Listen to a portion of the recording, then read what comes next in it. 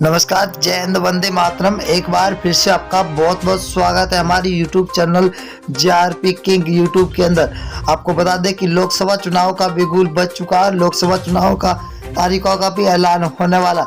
अब 9 महीनों से भी कम समय बचा। 2024 के अंदर लोकसभा चुनाव है। लोकसभा चुनाव में 545 सीटों पर अब की बार चुनाव होंगे। क्या वाकई में अब की बार 545 सीटों पर एनडीए और इंडिया के बीच में कड़ी टक्कर देखने को मिलेगी?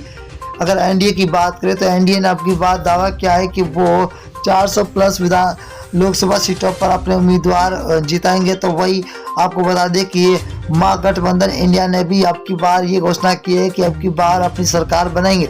सी वोटर सर्वे और कलौदी सट्टा बाजार एबीपी न्यूज सर्वे की बात करें तो लोकसभा चुनाव 545 सीटों पर अब किसकी सरकार बनेगी, तो सबसे बड़ा आज तक का फाइनल ओपिनियन पोल सर्वे जारी हुआ।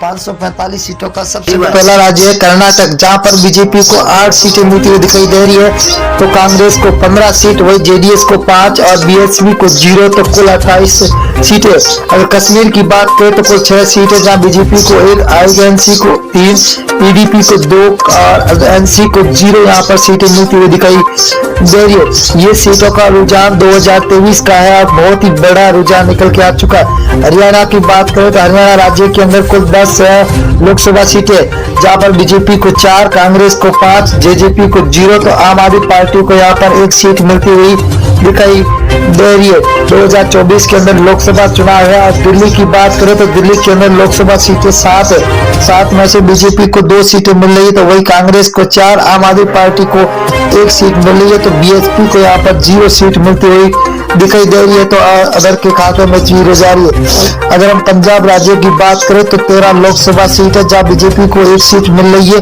वही कांग्रेस को 2 सीटें मिल रही है, तो आम आदमी पार्टी के खाते में 9 सीटें जा रही है और एसएडी को 0 सीट मिलती हुई दिखाई दे रही है। अगला राज्य है जहाँ पर मेघालय राज्य। मेघालय के अंदर 29 विधानसभा सीट है, जिनमें से बीजेपी को 12 सीट मिल रही है, तो कांग्रेस को 15, वही एसपी को 0, तो बीएसपी के खाते में 2 सीटें जाती हुई दिखाई दे रही है। अगला राज्य झारखंड। झारखंड की बात करें दोस्तों तो यहाँ पर 19 लोकसभा सीटें, जहाँ बीजेपी को 6 मिल रही है, तो वही कांग्रेस के खाते में 8 सीटें जा रही है, तो जेएमएम के खाते में 5 सीटें जा रही है, तो आरजेडी के खाते में 0 सीट मिलती हुई दिखाई दे रही है। आंध्र प्रदेश राज्य की बात करें तो यहाँ पर लोकसभा सीटें 25 है।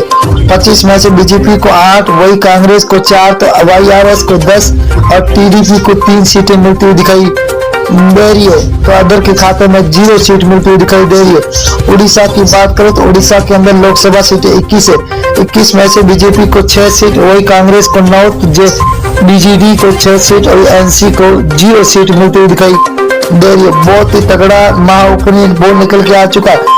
तमिलनाडु की बात करें तो यहाँ पर कुल 39 लोकसभा सीट है, जहाँ बीजेपी को 4, तो कांग्रेस को 5, डीएमके को 15, एएलए को 15 सीटें मिलती हुई दिखाई दे रही है, तो 0 खाते में जा रही है अदर के।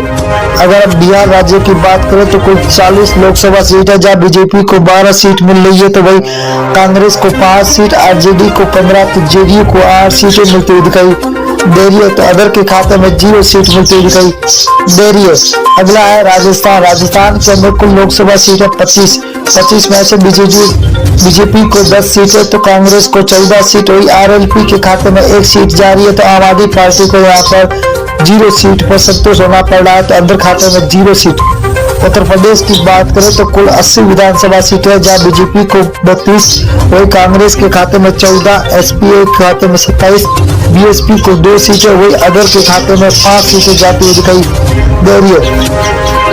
अगला राज्य है उत्तराखंड। उत्तराखंड के अंदर 5 लोकसभा सीटें, जिनमें से बीजेपी को 3 सीट, वही आईएनसी को 2, तो बीएसपी को 0, आम आदमी पार्टी के खाते में 0 सीट मिलती हुई दिखाई दे रही है, तो यहाँ पर अदर के खाते में भी 0 सीट जाती हुई दिखाई दे रही है। पश्चिम बंगाल की बात करें तो कुल लोकसभा सीटें 42 है। 42 में से 17 बीजेपी के खाते में जाते हुए दिखाई दे रही है, तो वही आईएनसी को 0 सीट है, तो टीएमसी को 25 सीट है, सीपीआईएम को 00 सीट मिलती हुई दिखाई दे रही है। आंध्र प्रदेश की बात करें तो आंध्र प्रदेश के अंदर लोकसभा सीटें 2 है, जहां पर बीजेपी को 1 सीट मिल रही है। तो यहाँ पर कांग्रेस को खाते में 1, एसपी को 0, तो बीएसपी के खाते में भी 0 सीट जाती हुई दिखाई दे रही है, तो अदर के हाथों में 0।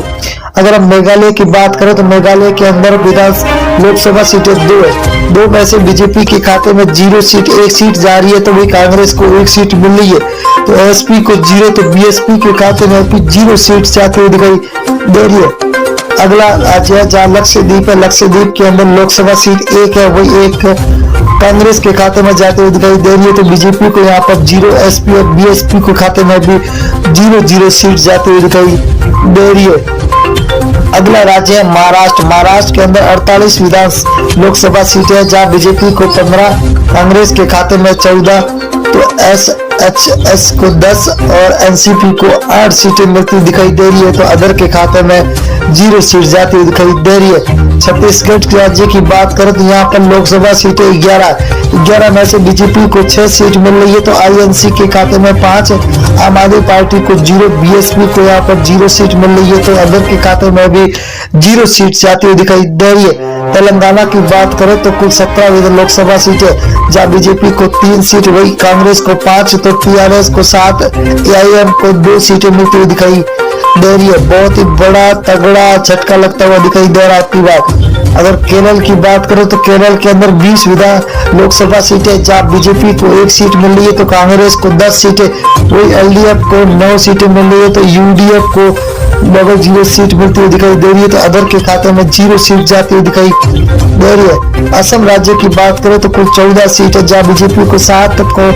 कांग्रेस को 6, एआईयू को 3 और अदर के खाते में 0 सीट जाती हुई दिखाई दे रही है। बहुत ही बड़ा तगड़ा झटका सभी को मिलता हुआ दिखा। गुजरात की बात करें तो कुल 26 लोकसभा, जब बीजेपी को 12, कांग्रेस को 6, तो आम आदमी पार्टी को 8, बीएसपी के खाते में 0 सीट जा रही है, तो अदर के खाते में भी